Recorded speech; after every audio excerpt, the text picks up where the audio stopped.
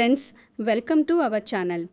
కర్కాటక రాశి వారి జీవితాల్లో ఆగస్టు 12వ తేదీ క్యాలెండర్లో ఇది కేవలం ఒక మామూలు అంకె మాత్రమే అని మీరు అనుకుంటున్నారా? అయితే మీరు చాలా పెద్ద పొరపాటు పడుతున్నట్లే. సరిగ్గా ఇంకో 4 రోజుల్లో రాబోతున్న ఈ సూర్యగ్రహణం మీ మీద, మీ ఆలోచనల తీరు మీద, మీ కుటుంబ పరిస్థితుల మీద ఎంత తీవ్రమైన ప్రభావాన్ని చూపబోతుందో తెలిస్తే మీరు నిజంగా ఆశ్చర్యపోతారు. దయచేసి ఈ వీడియోను మధ్యలో ఆపేయకండి. ఏ మాత్రం నిర్లక్ష్యం చేయకండి.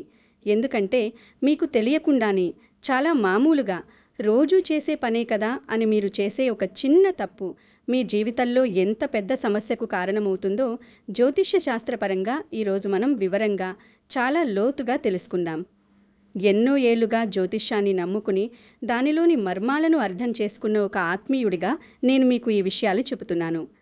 ముఖ్యంగా ఈ వీడియోలో మనం చెప్పుకోబోయే ఆ 3 పనుల్లో పొరపాటున ఏ ఒక్కటి చేసినా గ్రహణ సమయంలో దాని ప్రభావం మీ కుటుంబం మీద, మీ మనస్సు మీద ఎలా ఉంటుందో చివరి వరకు వినండి. గ్రహణం అనేది కేవలం ఆకాశంలో జరిగే ఒక అద్భుతం మాత్రమే అని చాలామంది అనుకుంటారు. కానీ అది మన కంటికి కనిపించని ఎన్నో శక్తుల కలయిక. ఖగోళ శాస్త్రం ప్రకారం గ్రహణం అనేది ఒక సహజమైన పరిణామం కావచ్చు.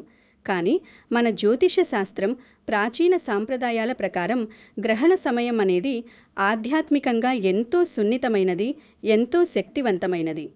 ఈ ఆగస్టు 12న వచ్చే సూర్యగ్రహణం గురించి మనం ప్రత్యేకంగా కర్కాటక రాశి వారి గురించే ఎందుకంతగా మాట్లాడుకుంటున్నామో తెలుసా? అసలు ఈ గ్రహణం గురించి కర్కాటక రాశి వారే ఎందుకంతగా ఆలోచించాలి, ఎందుకంత జాగ్రత్త పడాలి అనే సందేహం మీకు ఖచ్చితంగా రావచ్చు. దానికొక బలమైన, స్పష్టమైన కారణం ఉంది.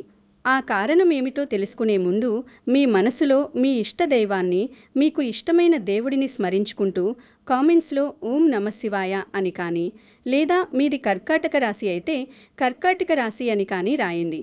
ఇలా చేయడం వల్ల మీ ఆధ్యాత్మిక ప్రయాణంలో మీరు భాగస్వాములవుతారు. దైవ చింతనతో ఏ విషయాన్నైనా వినడం వల్ల మనసుకు ఒక పాజిటివ్ శక్తి అందుతుంది. ఎందుకంటే మనం భగవంతుడి పేరు తలుచుకున్న ప్రతిసారి మన చుట్టూ ఒక రక్షణ వలయం ఏర్పడుతుందని మన పెద్దలు చెబుతారు. ఆ నమ్మకంతోనే మనం ముందుకు వెళ్దాం. ఇక అసలు విషయానికి వద్దాం. కర్కాటక రాశికి అధిపతి సాక్షాత్తు ఆ చంద్రభగవానుడు. మన జ్యోతిష శాస్త్రంలో చంద్రుడిని మనస్సుకు కారకుడిగా చెబుతారు. మనస్సు కారకో చంద్రః అని శాస్త్రం చెబుతుంది. అంటే మన ఆలోచనలు, మన భావోద్వేగాలు, మన సంతోషం, మన బాధ, మన కోపం, మన ప్రేమ ఇవన్నీ చంద్రుని స్థానంపైనే ఆధారపడి ఉంటాయి. కర్కాటక రాశివారు సహజంగానే చాలా సున్నితమైన మనస్తత్వం కలవారు. ఎవరికైనా చిన్న కష్టం వస్తే ఇట్టే కరిగిపోతారు. కుటుంబం కోసం, అమ్మా నాన్నల కోసం, కట్టుకున్న వారి కోసం, కన్న పిల్లల కోసం తమ ప్రాణాలైనా ఇస్తారు. ఇంట్లో ప్రశాంతత ఉంటేనే వీరికి మనశ్శాంతి. ఎవరైనా ఒక చిన్న మాట అంటే చాలు వీరి మనసు తీవ్రంగా గాయపడుతుంది. పగబట్టడం వీరికి చేత కాదు, కానీ పడిన బాధను మాత్రం జీవితాంతం మర్చిపోలేరు. మీరొకసారి ఆలోచించండి. చంద్రుడు నీటికి కారకుడు. సముద్రంలో అమావాస్య, పౌర్ణమి రోజుల్లో అలలు ఎంత ఉధృతంగా వస్తాయో, సముద్రం ఎంతగా అల్లకల్లోలమవుతుందో మీకు తెలుసు కదా. అలాగే చంద్రుని ప్రభావం పూర్తిగా ఉండే కర్కాటక రాశివారి మనసులో కూడా ఈ సూర్యగ్రహణ సమయంలో ఆలోచనల అలలు అలాగే ఉప్పెనలా ఎగసిపడే అవకాశం ఉంటుంది. గ్రహణ సమయంలో సూర్యుడిని, చంద్రుడిని రాహుకేతువుల ఛాయ కమ్ముకుంటుంది. అంటే మీ రాశ్యాధిపతి అయిన చంద్రుడు నీడలోకి వెళ్ళిపోతాడు. అప్పుడు మీ మనస్సు కూడా ఒక రకమైన గందరగోళంలోకి వెళ్ళిపోతుంది. ఏది మంచో, ఏది చెడు స్పష్టంగా ఆలోచించలేరు. ప్రతి చిన్న విషయాన్ని భూతద్దల్లో చూడడం మీకు ఈ సమయంలో సహజంగానే జరుగుతుంది. ఒక చిన్న మాటను పట్టుకుని రోజుల తరబడి ఆలోచించి మీరే మానసికంగా కృంగిపోతారు. అందుకే మీరు కాస్త జాగ్రత్తగా అడుగులు వేయాలి. ఇతరుల ప్రభావం మీ మీద పడకుండా చూసుకోవాలి. ఈ వీడియో టైటిల్లో ప్రాణగండం అని చూడగానే మీలో చాలామంది కాస్త ఆందోళన చెంది ఉండొచ్చు, భయపడి ఉండొచ్చు, గుండెల్లో ఏదో తెలియని బెదరు మొదలై ఉండొచ్చు. ముందుగా మీరొక విషయం స్పష్టంగా అర్థం చేసుకోవాలి. మన జ్యోతిష్య పరిభాషలో ప్రాణగండం అనగానే ఖచ్చితంగా ప్రాణాలు పోతాయనో, లేక ఏదో ఘోరమైన యాక్సిడెంట్ జరిగిపోతుందనో, దేవుడు కూడా మిమ్మల్ని కాపాడలేదనో అర్థం కాదు. దయచేసి అలాంటి అపోహలు పెట్టుకుని ప్రాణాలు అరచేతులు పెట్టుకుని భయపడకండి. జ్యోతిష్యం అనేది మనల్ని భయపెట్టడానికి పుట్టిన శాస్త్రం కాదు, మనల్ని అప్రమత్తం చేయడానికి, రాబోయే ప్రమాదాల నుండి తప్పించుకునే దారి చూపించడానికి పుట్టిన అద్భుతమైన శాస్త్రం. మరి ప్రాణగండం అనే పదాన్ని జ్యోతిష్కులు ఎందుకు వాడతారంటే అది ఒక కఠినమైన హెచ్చరిక లాంటిది. అంటే ఆ సమయంలో గ్రహస్థితులు చాలా చాలా సున్నితంగా ఉంటాయని అర్థం. ప్రాణంతో సమానమైన పరువు మర్యాద దెబ్బతినే అవకాశం ఉందని ఒక సూచన. ఏమాత్రం ఏమరపాటుగా ఉన్నా మానసిక ప్రశాంతత దెబ్బతింటుందని, ప్రాణప్రదంగా ప్రేమించే బంధాలు తెగిపోయే ప్రమాదం ఉందని, అనవసరమైన ఆపదలు కొని తెచ్చుకున్నట్లవుతుందని చెప్పడానికి మాత్రమే మన పెద్దలు అలాంటి కఠినమైన పదాలను ఉపయోగించారు. ఒక మనిషికి తన గౌరవం పోయినా, తాను ప్రాణంగా ప్రేమించే కుటుంబం దూరమైనా అది ప్రాణం పోయిన దానికంటే పెద్ద శిక్ష కదా. మానసిక ప్రశాంతత కోల్పోవడం అంటే బ్రతికుండగానే నరకం అనుభవించడం లాంటిది. అందుకే ఆ పదాన్ని అలా వాడతారు. కాబట్టి దీన్ని ఒక ఆధ్యాత్మిక హెచ్చరికగా మాత్రమే తీసుకోండి. ఈ గ్రహణ సమయంలో కర్కాటక రాశివారు ప్రధానంగా తమ కుటుంబ సంబంధాల మీద, ఆర్థిక విషయాల మీద, కోపం మీద చాలా కఠినమైన నియంత్రణ కలిగి ఉండాలని జ్యోతిష్య పండితులు తీవ్రంగా సూచిస్తున్నారు. ఇప్పుడు మనం ఆ 3 పనులు ఏమిటి, వాటిని ఎందుకు చెయ్యకూడదు, చేస్తే ఎలాంటి పరిణామాలు ఎదుర్కోవాల్సి వస్తుంది అనే విషయాలను ఒక్కొక్కటిగా చాలా విపులంగా తెలుసుకుందాం. దయచేసి శ్రద్ధగా వినండి. ఈ మాటలు మీ జీవితాన్ని ఒక పెద్ద ప్రమాదం నుండి కాపాడవచ్చు. ఇందులో మీరు చెయ్యకూడని మొదటి పొరపాటు గ్రహణ సమయంలో తొందరపడి బయటకు వెళ్లడం లేదా కుతూహలంతో సూర్యుడిని నేరుగా చూడటం. చాలామందికి ఒక రకమైన ఆసక్తి ఉంటుంది. గ్రహణం ఎలా ఉంటుందో చూద్దాం, ఆకాశంలో జరిగే వింతను చూద్దాం అని ఎంతో ఉత్సాహంగా బయటకు వస్తారు. కానీ ఇది ప్రాచీన కాలం నుండి మన పెద్దలు వద్దు అని చెబుతున్న మాట మాత్రమే కాదు, ఆధునిక విజ్ఞాన శాస్త్రం కూడా గట్టిగా చెబుతున్న మాట. గ్రహణ సమయంలో వాతావరణంలో అనేక మార్పులు జరుగుతాయి. సూర్యుడి కాంతిలో ఒక విధమైన మార్పు వస్తుంది. ఆ సమయంలో సూర్యుడి నుండి వచ్చే కిరణాలు మన కంటి చూపు మీద తీవ్రమైన ప్రాణాంతకమైన ప్రభావాన్ని చూపుతాయి. ముఖ్యంగా నాసా వంటి అంతర్జాతీయ అంతరిక్ష పరిశోధనా సంస్థలు కూడా ఈ విషయంలో ప్రతిసారి స్పష్టమైన హెచ్చరికలు జారీ చేస్తూనే ఉంటాయి. గ్రహణ సమయంలో సూర్యుడిని ఎలాంటి సరైన రక్షణ కళ్లద్దాలు లేకుండా సాధారణ కూలింగ్ గ్లాసెస్తో లేదా నేరుగా కంటితో చూడటం అనేది అత్యంత ప్రమాదకరం. దీనివల్ల రెటీనా దెబ్బతిని కంటి చూపు శాశ్వతంగా పోయే అవకాశం ఉందని, మళ్లీ ఆ చూపును తిరిగి తీసుకురాలేమని శాస్త్రవేత్తలు ఖచ్చితంగా చెబుతున్నారు. ఇక ఆధ్యాత్మిక కోణంలో చూస్తే గ్రహణ సమయాన్ని మన ధర్మశాస్త్రాలు అశుభ సమయంగా పరిగణిస్తాయి. ఆ సమయంలో వాతావరణంలో ఒక విధమైన ప్రతికూల శక్తి అంటే నెగటివ్ ఎనర్జీ విపరీతంగా పెరిగిపోయి ఉంటుంది. సాధారణ వ్యక్తుల కంటే కర్కాటక రాశి వారు సహజంగానే ఇతరుల భావోద్వేగాలను, వాతావరణంలోని శక్తులను త్వరగా తమలోకి లాక్కునే తత్వం కలిగి ఉంటారు. కాబట్టి బయట వాతావరణంలో ఉన్న ఆ నెగటివ్ ఎనర్జీ మీ మనస్సును తొందరగా కలవరపెడుతుంది. మీకు తెలియకుండానే మీలో ఒక రకమైన అసహనం ప్రచీరిస్తుంది. చిన్న చిన్న విషయాలకి విపరీతమైన కోపం రావడం, ఆ కోపంలో ఎదుటి వారిని కఠినమైన, పరుషమైన మాటలు అనడం జరగవచ్చు. ఒకసారి మీరే ఆలోచించుండి. సాధారణ రోజుల్లో మీ భార్యో, భర్తో లేదా మీ పిల్లలో ఏదైనా చిన్న తప్పు చేసినా లేదా మీ మాట వినకపోయినా మీరు చిరునవ్వుతో సర్దుకుపోతారు. కానీ ఈ ఆగస్టు 12న వచ్చే సూర్యగ్రహణ ప్రభావం ఉన్న ఆ 2-3 రోజుల్లో మాత్రం మీలో సహనం పూర్తిగా నశించిపోతుంది. ముఖ్యంగా మీ కుటుంబ సభ్యులతో, భార్యాభర్తల మధ్య లేదా ఎదిగిన పిల్లలతో, బంధువులతో ఏదైనా చిన్న మాట పట్టింపు వచ్చినా అది క్షణాల్లో ఒక మహా సంగ్రామంగా, పరిష్కరించలేనంత పెద్ద గొడవగా మారే ప్రమాదం 100% ఉంది. కోపంలో మీ నోటి నుండి వచ్చే ప్రతి మాట ఒక పదునైన బాణంలా ఎదుటివారి మనసును లోతుగా గుచ్చుకుంటుంది. శరీరానికి అయిన గాయం ఏ మందు రాసినా కొన్నాళ్లకు మానిపోతుంది. కానీ మాట వల్ల మనసుకు తగిలిన గాయం జీవితాంతం మానిపోదు. ఈ సమయంలో మీరు తీసుకునే ఏ నిర్ణయమైనా మీ జీవితం మీద, మీ పిల్లల భవిష్యత్తు మీద దీర్ఘకాలిక ప్రభావాన్ని చూపుతుంది.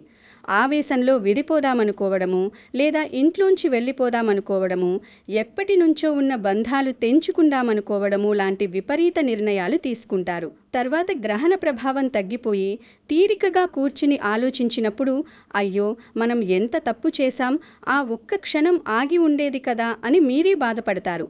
కానీ అప్పటికే జరగాల్సిన ఘోరమైన నష్టం జరిగిపోతుంది. పగిలిన అద్దం మళ్ళీ అతకదు, జారిన మాట మళ్ళీ వెనక్కి రాదు కదా. అందుకే మీకు ఎంత కోపం వచ్చినా, ఎవరైనా మిమ్మల్ని కావాలని రెచ్చగొట్టినా, పరిస్థితులు మీకు పూర్తిగా ప్రతికూలంగా ఉన్నా దయచేసి మౌనంగా ఉండండి. ఒక చిన్న గొడవ మీ కుటుంబ ప్రశాంతతను శాశ్వతంగా దూరం చేస్తుంది. ఆ సమయంలో నోరు జారితే తర్వాత జీవితాంతం కుమిలి కుమిలి ఏరవాల్సి వస్తుంది. కాబట్టి ఎలాంటి మానసిక నిర్ణయాలు ఈ సమయంలో తీసుకోవద్దు. వాతావరణం వేడిగా ఉన్నప్పుడు మనం ఎలాగైతే ఒక చల్లని చెట్టు నీడను వెతుక్కుంటామో, మనస్సు కోపంతో వేరెక్కినప్పుడు మౌనం అనే నీడను వెతుక్కోవాలి. మనస్సును ఎంత ప్రశాంతంగా ఉంచుకుంటే మీ కుటుంబానికి అంత మంచిది. ఎవరైనా వాదనకి దిగితే ఒక చిరునవ్వు నవ్వి అక్కడి నుండి తప్పుకోండి. వీలైతే ఆ సమయంలో మీకు ఇష్టమైన ఆధ్యాత్మిక పుస్తకం చదవడం లేదా మంచి భక్తి గీతాలు వినడం, దైవనామస్మరణ చేయడం అలవాటు చేసుకోండి. ఇంకా ఒక ముఖ్యమైన విషయం ఉంది. ఈ 2 పనులు చేయకపోవడమే కాదు, గ్రహణ సమయంలో మరియు గ్రహణం తర్వాత కర్కాటక రాశివారు తప్పకుండా గుర్తుంచుకోవాల్సిన 3వ అత్యంత కీలకమైన విషయం ఒకటుంది. చాలామంది ఎంతో అనుభవం ఉన్నవాళ్లు కూడా ఇక్కడే బోల్తా పడుతుంటారు. అదే ఆర్థిక వ్యవహారాలు, డబ్బుతో ముడిపడిన అత్యంత ముఖ్యమైన విషయాలు. ఈ సమయంలో మీరు పొరపాటున కూడా ఎవరికైనా పెద్ద మొత్తంలో అప్పు ఇవ్వడం కానీ, ఎవరి దగ్గరైనా అప్పు తీసుకోవడం కానీ అస్సలు చెయ్యకండి. కర్కాటక రాశి వారికి సహజంగానే జాలి, దయాగుణం ఎక్కువ. ఎవరైనా తమ దగ్గరకు వచ్చి తమ కష్టాలు చెప్పుకుని కన్నీళ్లు పెట్టుకుంటే విలవిలలాడిపోతూ జాలి పడిపోయి ఇంట్లో ఉన్న డబ్బులు తీసి ఇచ్చేస్తారు. వాళ్ళు తిరిగి ఇస్తారా లేదా అని కూడా ఆలోచించరు. కానీ గ్రహణ సమయంలో అలా ఎమోషనల్ అయిపోయి నిర్ణయాలు తీసుకుంటే ఆ డబ్బు మీకు జీవితంలో తిరిగి రావడం దాదాపు అసాధ్యం అవుతుంది. అలాగే ఎవరో ఏదో చెబుతున్నారని లేదా ఏదో ఆశ చూపిస్తున్నారని రాత్రికి రాత్రే లక్షాధికారులైపోవచ్చని ఎవరైనా నమ్మిస్తే ఎమోషనల్ అయిపోయి మీ కష్టార్జితాన్ని ఎక్కడ పడితే అక్కడ షేర్ మార్కెట్లలోనూ లేదా ఇంకేదైనా స్కీముల్లోనూ పెట్టుబడిగా పెట్టకండి. ముఖ్యమైన ఆర్థిక పత్రాల మీద సంతకాలు చేయడం, ఆస్తులు కొనడం లేదా అమ్మడం, మీ పిల్లల పేరు మీద ఏదైనా రిజిస్ట్రేషన్లు చేయడం, కొత్త వ్యాపార ఒప్పందాలు చేసుకోవడం లాంటివి ఈ గ్రహణ సమయంలో మరియు గ్రహణానికి అటు ఇటు 2 రోజులు ఖచ్చితంగా వాయిదా వేసుకోవడం చాలా చాలా మంచిది. గ్రహణం రాగానే మీ డబ్బులన్నీ గాలికి పోతాయని, మీరు అప్పుల పాలవుతారని నేను ఏమాత్రం చెప్పడం లేదు. గ్రహణం అనేది ఎవరినీ పేదవారిగా చెయ్యదు, అలాగని ఎవరినీ కుబేరులుగా కూడా చెయ్యదు.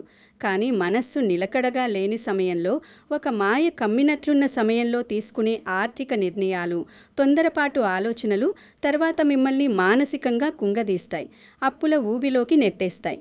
కొందరు ఈ సమయాన్ని ఆసరాగా చేసుకుని మీకు ఏదో గండం ఉందని, గ్రహదోషం ఉందని పూజల పేరుతో వేలు లక్షలు డబ్బులు లాగే ప్రయత్నం కూడా చేయవచ్చు. దయచేసి అలాంటి మోసపూరితమైన మాటలను, కుహన జ్యోతిష్కులను నమ్మకండి. భగవంతుడికి కావాల్సింది మీ జేబులో ఉన్న డబ్బు కాదు, మీ స్వచ్ఛమైన భక్తి. గ్రహణం అనేది ఒక తాత్కాలిక సమయం మాత్రమే. ఆకాశంలో మబ్బులు కమ్మినప్పుడు చీకటి పడుతుంది, మబ్బులు తొలగిపోగానే మళ్ళీ వెలుతురొస్తుంది. ఈ గ్రహణం కూడా అంతే. ఆ సమయంలో ఆచరణాత్మకంగా ఆలోచించడం చాలా ముఖ్యం. మీ నెత్తురు చెమటగా మార్చి సంపాదించిన కష్టార్జితాన్ని మీ కుటుంబ భవిష్యత్తు కోసం భద్రపరచుకోండి తప్ప అనవసరమైన ఆవేశాలకు లోని వృధా చేసుకోకండి. ఇంతకీ ఈ సమయంలో మనం భయపడుతూ ఒక గదిలో తలుపులు వేసుకుని కూర్చోవాలా? దీనికి ఎలాంటి పరిహారాలు లేవా? మన ప్రాచీన శాస్త్రాలు మనకు ఏమీ చెప్పలేదా అని మీరు అడగవచ్చు. ఖచ్చితంగా అద్భుతమైన మార్గాలున్నాయి, కానీ వాటికి మీరు వేలు ఖర్చు చేయాల్సిన అవసరం ఏమాత్రం లేదు. మన పురాతన ధర్మశాస్త్రాలు చాలా సరళమైన, అందరూ తమ ఇళ్లల్లో తాము ప్రశాంతంగా చేసుకోగలిగే అద్భుతమైన పరిహారాలను మనకు అందించాయి. అవన్నీ చాలా సులభమైనవి. గ్రహణం పట్టడానికి ముందు, గ్రహణం పూర్తిగా విడిచిన తర్వాత ప్రశాంతంగా తలస్నానం ఆచరించండి.